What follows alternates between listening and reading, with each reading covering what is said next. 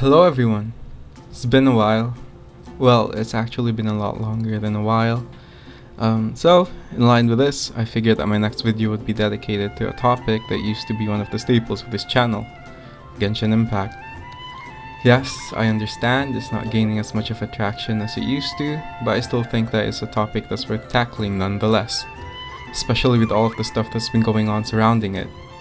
Specifically, I want to cover the details that come with being a returning player and hopefully come to a conclusion as to whether or not the experience holds up after such a long time away. However, I would like to clarify that this video is simply my opinion and everyone is entitled to think otherwise. In fact, I would love to hear your agreements or disagreements in the comments down below, as long as we remember to keep it civilized. With that out of the way, I hope you guys enjoy the video and I'll talk to you all later. So, Genshin Impact, a game developed by Hoyoverse, was released on September 28, 2020, and it is an anime-style open-world game that features a stunning environment for you to traverse and a pool of beautifully designed characters that are all obtainable through a gacha system that's gone through a lot of controversial changes in the past. Well, a lot of controversy in general. It's also been described to have an action-based form of combat in which you can freely switch up between 4 characters, but you cannot use them simultaneously. The combat also revolves around the use of elemental reactions that can be procced through the combination of the different elements that is achieved through the varying elemental skills that they possess. With the game established, I would like to talk about 3 different points that I believe play the biggest factors when it comes to my personal enjoyment of the game. And I will continue to do so under the assumption that a majority of you will agree. So, first off, the content. This would be the content that currently exists within the game, as well as the future content that most of us are expecting through the various live streams that are done by Hoyoverse themselves. No, I will not be considering web events as actual content, as well as the new characters that appear in the gacha banners, as not everyone has access to them, and I believe that characters in the gacha game should never be treated as content because of the said reasons. With Genshin being a live service game, there's a notion to be made that there must be a ton of content being poured out for the player base regularly, right? Well, not exactly. There has been a ton of debate within the community about whether or not the content has been sufficient for the players, and that is understandable. It is a fact that Genshin Impact is notorious for not having the best of events, both reward-wise and gameplay-wise, at least as of recently. Upon my return, I got to experience the recently closed event, aptly named Feline Fortress Verdancy, in which you can pet cats. Oh, and you can build areas for them, I guess. Honestly, it wasn't the best, and I expected more out of the game when I chose to return, when I put into consideration that a lot of the community has been voicing their concerns and negative feedbacks on the state of the game, at least at the point of the time that I left. The gameplay felt like it should have already been integrated as a Serenity Teapot function with the different pets that you could place, and it doesn't help that most of the quests are basically just you talking to other characters with dialogue that makes it very tedious to get through. As of the making of this video, the current event is another one of those Vibrant Crystal combat ones, which we have definitely seen before, and I was kind of confused with the fact that story quests for the characters are now locked behind the keys, but it's not too much of an issue because as of now, I have too many quests to complete for it to bother me too much. I do find an issue with the amount of text that I have to get through within the quests themselves, with most of them not having any voiceover to listen to.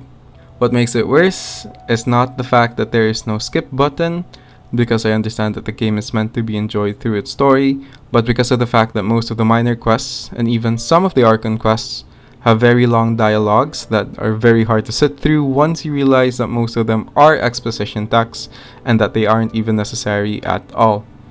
This makes most of the quests feel like a chore rather than actual content that you actually play yourself. Second, I want to talk about the exploration.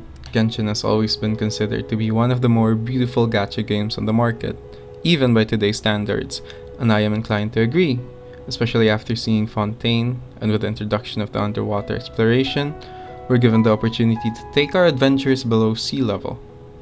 My only gripe would be that the underwater combat can be sort of tedious, but I can forgive it, sort of, because it really does feel amazing to swim underwater and just see the different places that were previously out of reach for us. This honestly makes me excited to see how future regions are going to look like, and I know that I am not alone in this regard. Lastly, I want to talk about what I believe to be the most important piece of content, and it's one of the biggest reasons why me and a couple of my friends have decided to drop out of the game altogether. And this is the endgame. Now, before all of you come after me in the comments for how unoriginal and overused the discussion of Genshin's endgame has become, I would like to remind all of you that if a concern is raised repetitively, there has to be something going wrong. For a live service game, this becomes an even bigger issue and an even more impactful one when you put into consideration that the events within the game last for so long and honestly don't take too much time to complete. This leads to a lot of downtime in between each one, in which most players don't have anything to do afterwards, barring those individuals who are contented with logging on every day to kill every single mob and gather every single material. The only form of endgame content that we currently have access to is the Spiral Abyss, which many older players now consider to be too easy, and many newer players don't consider to be something that's worth attempting. I personally don't bother attempting most of the time because there really isn't much incentive to do so, especially when you consider the fact that the way they amp the difficulty is through creating bosses that rely on being damage sponges rather than being actual threats with new mechanics that promote new experiences for the players themselves. What makes it worse is that each floor gives you 150 primo gems, which isn't even a single pool, and I doubt that many of us will go through the task of fighting all of the damage sponge bosses for 150 primo gems. I am aware of the fact that Hoyoverse has given a statement on the topic itself, in which they said something along the lines of they don't want to give players anxiety, but the lack of endgame makes the game feel like you have to make the content yourselves, and most of the time that's coping way too hard. So yeah. In conclusion, although I am currently enjoying my time exploring the new areas that I have missed while slowly clearing the remainder of the quests that I have, I know that once I finish, I will most likely arrive at the same decision that I made a couple of years ago, which is to quit and maybe come back in the future, which is currently a really big maybe with the way things are. Although if you're someone who has also been thinking about returning like me, I hope this helps you in making your decision on installing the game once again. I would just like to say that if you were expecting something new to have been implemented into the game, don't. It's still the same old Genshin that we all love to hate or hate to love, and if I ever am going to keep playing in the future, it's probably going to be based off of nostalgia, because I have met a lot of people with this game, especially during the pandemic, and it's honestly a shame that none of this has progressed despite the community being so vocal about their concerns about the game. So yeah.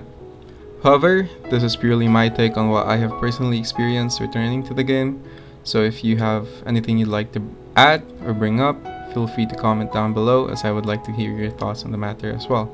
Stay safe, stay lovely, Arlove out.